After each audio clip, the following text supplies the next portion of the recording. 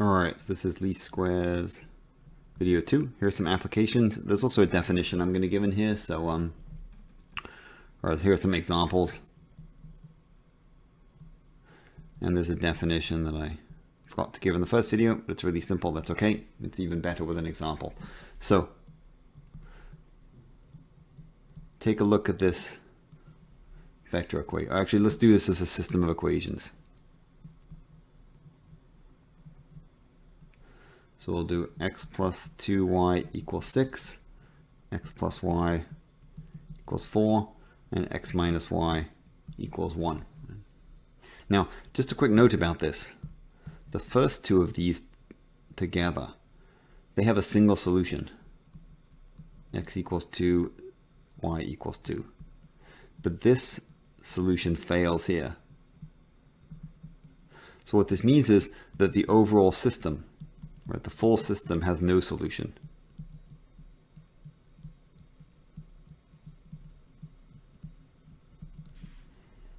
So if we rewrite this, right, as a matrix equation, this will look like 1, 1, 1. I'm just writing down the coefficients. And then xy, and then 6, 4, 1. So think of this right here, that's like our x bar. And there's no x bar to make it true. Right? Does not exist. Right? Solution does not exist. So instead we solve the least squares equation.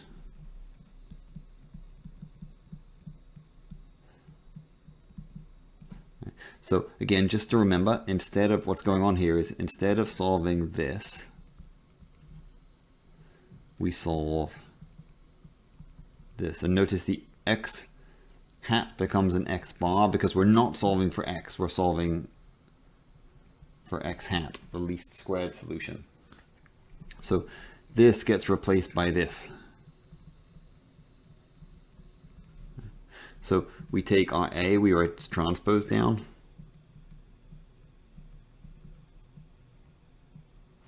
Basically, sort of the way to think about this is you put an A transpose in front of each side.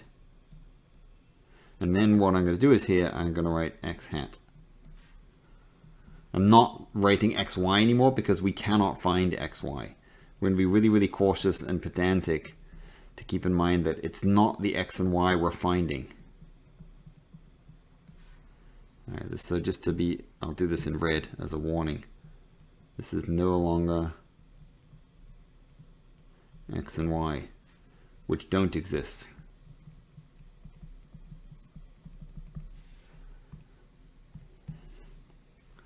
So when we multiply these on the left, we get 3, 2, 2, 6.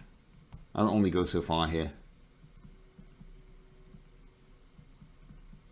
11, 15. And we can solve this. That matrix on the left is invertible. So we can be really nice about that. So the solution here is 18 over 7 and 23 over 14. Now, just to clarify what we found here is what we're saying here is this x hat gets us as close as possible to 6, 4, 1, right? So in other words, if I do this multiplication,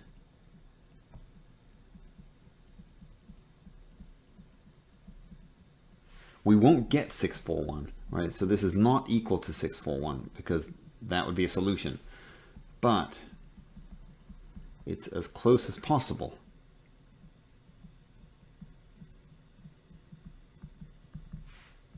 Now, there's one last definition I wanted to give. The least squares error.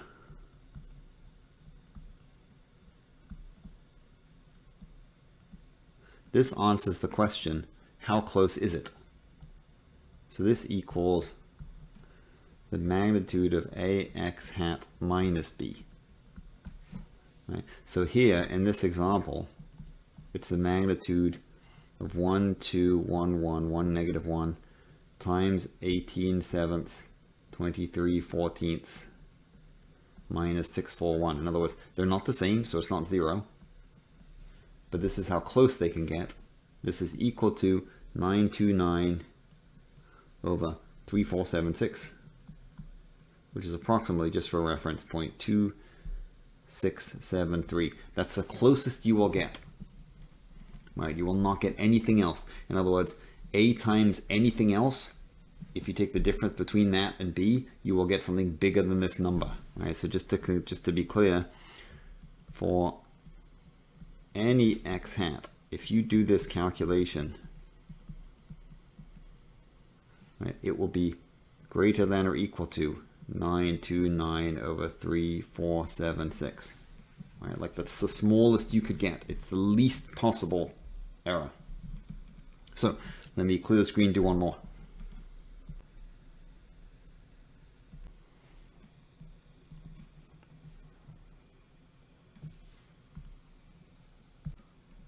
So let's say, we'll just give this as a matrix equation. Something like, we'll make it a little bigger than the one before. So like 1, 3, negative 1, 0, 5, 4. Make that 4 a little more spaced out.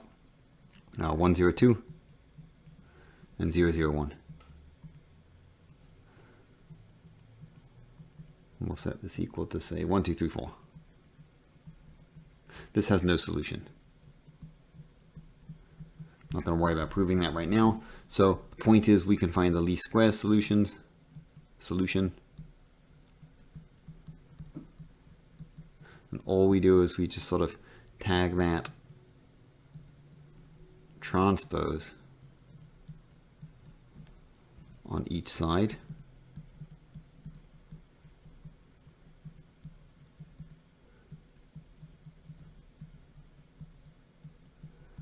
So we do it there, we change this to a hat.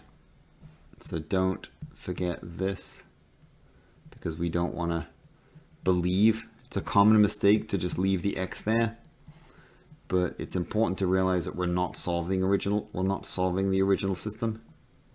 The original system does not have a solution.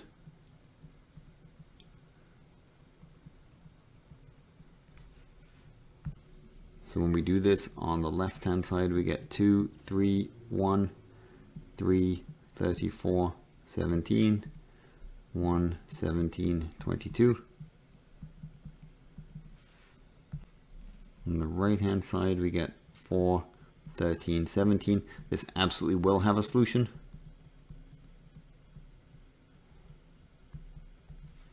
And we can take that, we can multiply by the inverse, for example.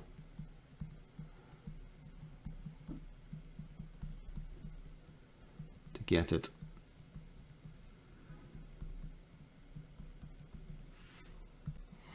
This is approximate. Actually, I did this on MATLAB. It's not giving me the exact answer, so we'll just give the approximation, which is fine.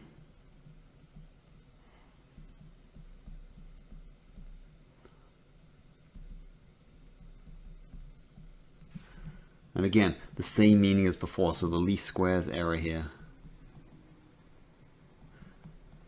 is if I take the magnitude of the original A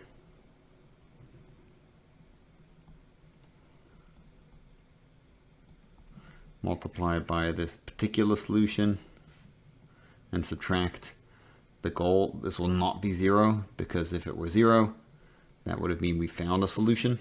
So it's not. So in this case, here we get approximately 3.2774. And again, that's the smallest. No other x would give me a smaller value. Definitely not 0, no solution. So let me actually clear the screen. I want to do one more to point out what can happen if the final matrix has more than one solution, because this can happen. It rarely happens in the examples we're looking at. It's sort of random and pathological, but it's worth just taking a look at one. So take a look, really simple system.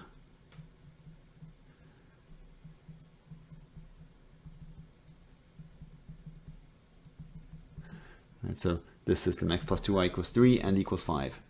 So clearly no solutions, because you cannot get both 3 and 5. So as a matrix equation,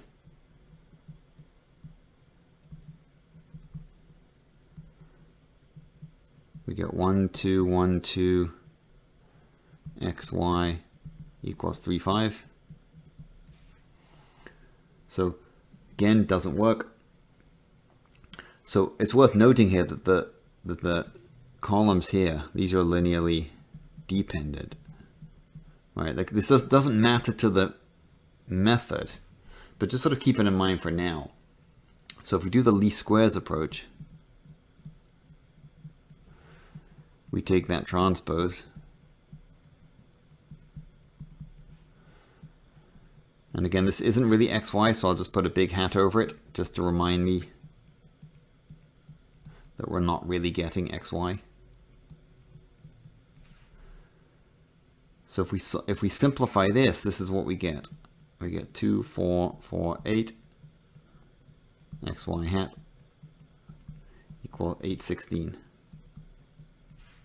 Now, it's very tempting to do this. I'm going to do this in red because things are going to go wrong. So if you try this, right, if you did this sort of in ignorance or, you know, unsure, this will give a problem. This is non-invertible. Right, the columns are not linearly independent. The determinant is 0. This won't happen, right? So this won't work. This will fail, right? So the reason is, originally, right? Remember what we're trying to do. We're trying to solve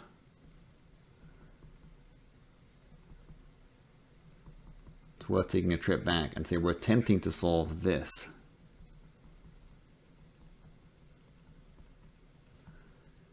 And this will have a solution, but it could have more than one. So it will have more than one. So if the columns are linearly independent, oh sorry, linearly dependent,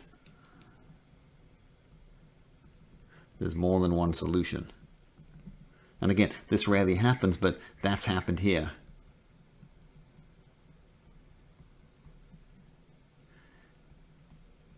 So this guy